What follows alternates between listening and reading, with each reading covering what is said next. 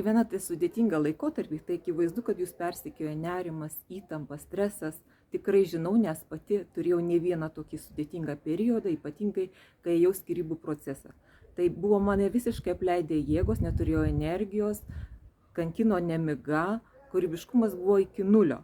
Tai aptikau tokius 5 pratimukus, kurios demonstravo mokslininkas, psichiatras, ruošęs kosmonautus, karius gelbėtojus, gydytojus gelbėtojus, žodžiu, ekstremalių profesijų atstovus, kurie patekdavo į tokias labai sudėtingas, neapibrėžtas situacijas, kur labai daug įtampos. Tai šitie pratimukai nepaprastai mane gelbėjo tuo metu nusiimti tą emocinę naštą. Žinoma, po to aš sužinojau ir dar efektyvesnių priemonių ir technikų, apie kurias pasidalinsiu, bet šitie pratimai tokie padeda labai greitai perkrauti smegenis, atgauti jėgas ir užtrunka tik tai po 1 minutėlę.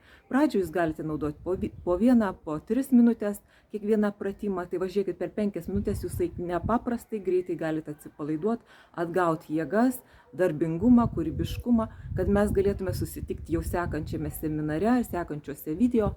Taigi, kviečiu įsigyti, jo labiau, kad dabar šitie pratimukai, kurie įrašyti 5 atskirus video, yra už simbolišką kainą. Taigi spauskite ir susitikime jau visai netrukus.